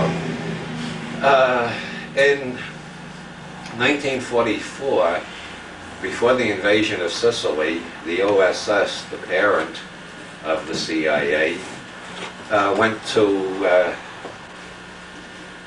Lucky Luciano, who was serving a term for procuring, or for running a prostitution ring, or whatever the hell is the legal term for it. And they told Lucky Luciano, we'll get you out of prison early if you will send messages to your friends in the Sicilian Mafia to help the American troops in the invasion rather than opposing them. Luciano agreed. The invasion of Sicily went off very smoothly and quickly, and the American intelligence community found itself married to the Mafia from then on. They never did get untangled. After the war, they used the Mafia to attack the French labor unions in southern France, and then onward through Licio Gelli, they went after the Italian labor unions and so on. And it gets harder and harder as decades pass from the 1940s to the present. You can never say this was Mafia or this was CIA. The two are so intertwined that all you can say is this was Mafia and or CIA. On the other hand, William Casey, who died while under investigation in the Iran-Contra, wait a minute, that was General Musumeci. He died while under investigation in the Bologna railway bombing. Oh, it happened to William Casey too. People under investigation often die suddenly. It's the stress of publicity, I guess. William Casey, like General Musumeci, was a Knight of Malta. Just like Licio Gelli, who set this whole thing up. Just like Roberto Calvi, who ran the Banco Ambrosiano and the Cisalpine Bank with Archbishop Marcinkus. Roberto Calvi was found hanging from a bridge in London on June 18, 1982. Scotland Yard ruled that it was suicide. There was a lot of criticism in the English newspapers, and there was especially a hell of a lot of criticism of the fact that Calvi was a Freemason, and the detective who investigated for Scotland Yard was a Freemason too. And the Calvi was found hanging where the rising tide had covered his dead body. Now, the first degree oath in Freemasonry includes, or used to include, they changed it since Calvi's death, by the way. It used to include, and if I ever betray my fellows in the craft, may I be hanged where the rising tide will cover my dead body. Which pretty clearly indicates that Calvi was killed by his fellow Freemasons, or by somebody who ardently wishes us to think he was killed by his fellow Freemasons. His wife claims he was killed by the Vatican. Clara Calvi has said consistently from the beginning, from the time Calvi was found hanging from the bridge, she still says, he told her, he called from London and said he was going to come back to Italy, surrender, turn state's evidence, and reveal the people in the Vatican who had hatched all these major crimes he was involved in. Generally, when you turn state's evidence on crimes of that level, you get off. The other people take the fall. And he said he's afraid that the Vatican will try to kill him, but he thought he had enough on them that they wouldn't dare do it in public. That's sort of the way General Noriega feels right now. They won't dare do it. Well, everybody knows I'm here in the prison.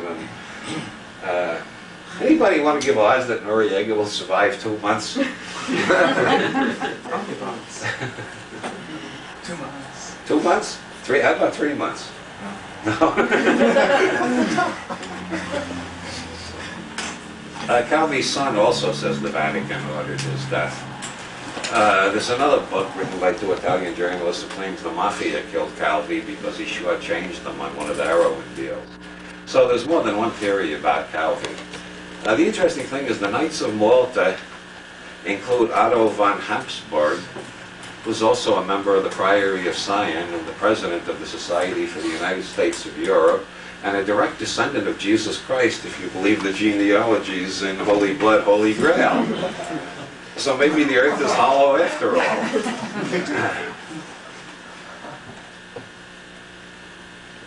In Costa Rica, there is a farm far, far away, and the farm belonged to a man named John Hull. How many people have ever heard of John Hull? Hey, hey, and we're getting to John Hull is an allegedly former CIA agent, like the 8 guys who were running the World Finance Corporation in Miami. The DA claimed he could prove they were all still CIA agents. The CIA claimed they were ex-CIA agents. It seems to me the distinction is very metaphysical. It's been, since Fouché at least, it's been common practice in the intelligence business to fire somebody when you want them to do something so bad that you don't want to track back to the agency. So they get fired and they get paid through a numbered bank account in Switzerland and they go on working, but nobody can prove it. And the 8 guys who were running the World Finance Corporation, laundering all that cocaine money, seem to be in that class. And John Hull was probably in that class too. He had a huge farm in Costa Rica. The Costa Rican government has indicted him for using the farm to illegally receive arms from Mali North, transport the arms to the Contras in Nicaragua, pick up cocaine from the Contras and ship the cocaine back to Miami. And John Hull left Costa Rica as soon as they indicted him. He disappeared for a while. He was then reported in Miami. The Costa Rican government asked the American government to extradite him. The Justice Department replied that they couldn't find him. It turns out he's living on a ranch in Indiana, but the Justice Department still hasn't gotten around to extraditing him back to Costa Rica. Meanwhile, the Costa Rican government, after further investigation, has indicted John Hull for murder in the La Penca bombing, in which several journalists were killed trying to cover an interview, a public statement by a guy who was on the side of the Sandinistas during the revolution against Somoza, decided he didn't like the Sandinista government, joined the Contras, decided he didn't like the Contras, and started his own revolution. And he was going to make a statement denouncing the Contras as being a tool of the CIA when the bomb was set that killed several journalists. The Christic Institute claims to have enough evidence to prove that John Hull and his crowd at the ranch manufactured the bomb. and it was delivered by a CIA agent. The Costa Rican government believes it, and they indicted Hull for the murder. The media in this country, for some reason, is not interested in John Hull at all. You got to hunt, and I don't know how the hell you people ever found out about John Hull. You got to hunt and hunt to find stories about the Hull case. Hull was introduced to Ollie North by Dan Quayle. This was in the LA Times the day Hull was indicted for murder. And I thought, Dan Quayle, now where have I heard that name before? And then I remembered George Bush, who was persuaded to run for president by Theodore Sheckley. Theodore Sheckley, who was running the Secord, Hakeem, cocaine and guns cartel all those years after Jimmy Carter threw them out of the CIA. And Theodore Sheckley was running this whole goddamn guns, cocaine thing. Wait a minute, I got so entangled in my grammar I forgot where I was going. Well, He asked Bush to run for president. Yeah, Theodore Sheckley asked Bush to run for president. Bush didn't make it the first time. The next time he ran for president, he said, "Look at who I select for vice president. That will tell you all about me." Now you track Dan Quayle's record back, and he wasn't, after he got out of the Indiana National Guard, there's a hell of a lot of evidence that while serving in Congress, he was also working for the CIA with the Shackley bunch outside the CIA. That's how he got to know John Hull, whom he introduced to Ollie North. Now, if you look at Ollie North in his testimony, you will notice that he has a certain interesting expression in his eyes. And if you think back, those of you who are old enough, you'll remember another leading figure in 20th century politics who had that kind of expression in his eyes.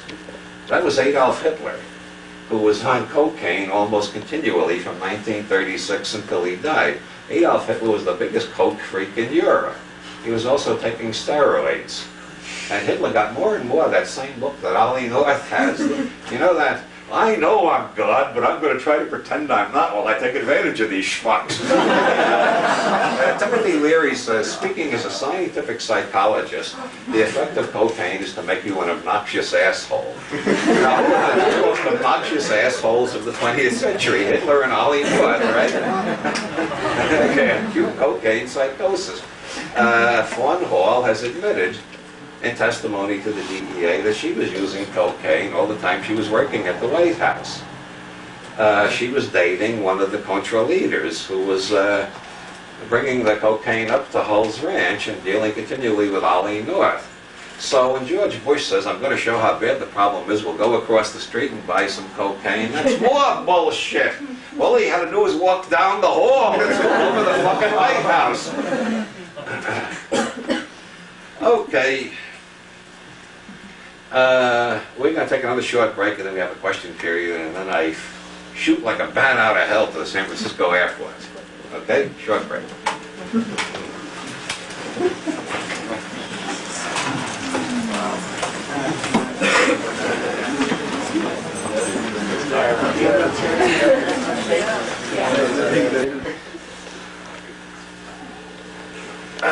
I think, well, George Washington said nations have no permanent allies, only permanent interests. Conspiracies have no permanent allies, only permanent interests.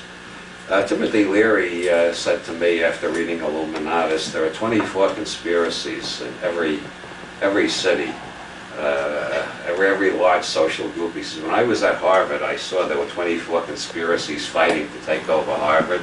And when I was in Folsom, I saw there were 24 gangs trying to take over Folsom. The Guards are only one gang. There's the Aryan Nation and the JDL, and there's all these other groups in there. And curiously, that came up in a conversation with the former district attorney of Santa Barbara. He just spontaneously said that he was talking about my books. He said, you know, in any city the size of, say, Santa Barbara, there are 24 groups fighting to take over the territory. And that's why I don't believe in monolithic conspiracy theories. There's one group that runs everything. If there was one group that runs everything, the world would make a little sense. When I start examining what's going on, it doesn't make any sense at all. But like H.L. Mencken said, he believed he was a polytheist because the universe looks like it was designed by a committee. The world looks like it's run by a committee in which everybody's fighting, everybody else is standing, everybody else in the back, and And that's called the multiple conspiracy model. And it makes more sense to me than the idea that there are no conspiracies, which is nonsense, because anybody who's ever worked for a corporation, those corporations conspire all the time. Politicians conspire all the time. Pot dealers conspire not to get caught by the narcs. The art world is full of conspiracies. Conspiracy is natural primate behavior. But there is no one conspiracy smart enough to run everything. If there was, the world would start to make sense. According to Colonel Tom Bearden, who is the most erudite, knowledgeable, and scientifically well-informed paranoid on the scene, the Russians know how to alter reality. They know how to use the quantum equations to move from one parallel universe to another.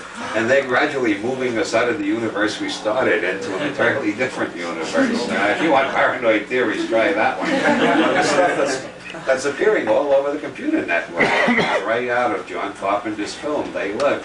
The extraterrestrials are all around us, and the CIA allows them to genetically experiment on a certain number of human beings and mutilate a certain number of cattle, and in return they give the CIA the technology to brainwash the rest of us so we don't see what's going on. Those theories are, paranoid theories are great for horror movies, but if you start taking them seriously, you'll go fucking crazy. Yes? Yeah, I remember you once spoke about owning a Macintosh, so it's a kind of technical question, but he's talking about those computer networks. What computer network would you get into if we had a Macintosh computer and modem? Who would you call up and get into for your news sources? That's I don't have a modem. I've deliberately resisted getting a modem because a friend gave me a pile of computer games, and I found after about a month that my productivity as a writer had gone straight down. I was spending so much time with the computer games. So I decided I'm not going to get a modem until my earnings from my writing reach a certain level where I can afford to take off a couple of months every year and just play with the modem. Yes? Where did you get your source for the Gospel according to Mary Magdalene? Various Gnostic Gospels and my own perverted imagination. Yes? Are you going to go to that psychedelics conference at the Claremont Hotel on the 24th? No. I haven't been invited, and I got a lot of other work. Yes? May I have a two-part question also? Yes. That's the last question. Actually, it should be easy. What's Jacques Vallée doing on his compilation of the UFO sightings and whatnot? What, who? Jacques Vallée? Yeah.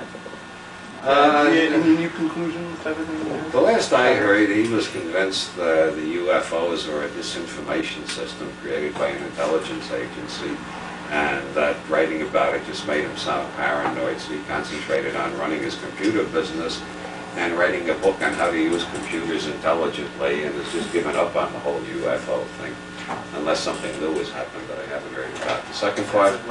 Actually, it's related. I was reading in your book recently that he said he gave in gracefully. They relate in space-time in ways for which we have at present no concepts. So I was wondering if he had made any advancements or if he... No, that was 1976, or 75 maybe. Conversation at a party. Yeah, no, he changed his opinion after that. He changed his opinion quite a bit after that. He decided it was an intelligence agency setting up a simulation of spaceships to hide something else they're doing. Yes. Would you, before you I gotta leave, get going. I know, would you, before you leave, in a few sentences, tell us why it's more fun to be optimistic than paranoid? Well, I mean, it's pretty obvious on the face of it. Well, one thing, longevity statistics. Optimists live longer. John Barefoot of Duke University has collected a lot of statistics on that. Optimistic people outlive pessimistic people consistently. If you compare them by sex, by age, by eating habits and diet, by lifestyle, by race, by all sorts of things, the optimists live longer. Also, optimists have more fun. And besides, maybe things are going to turn out okay, in which case the pessimists are killing themselves and being miserable for no good reason at all. And the final reason is, even if everything is going to turn out terribly, the optimists are having more fun before the final tragedy comes. Whereas the pessimists are living in misery all the time.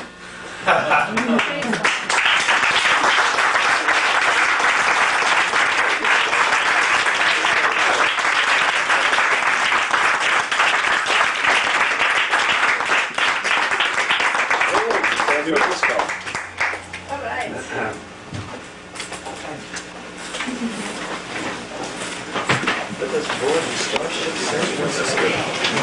have any extra needs? What? I came late. Nope, but I got an ad. Terribly sorry, I keep my comments short.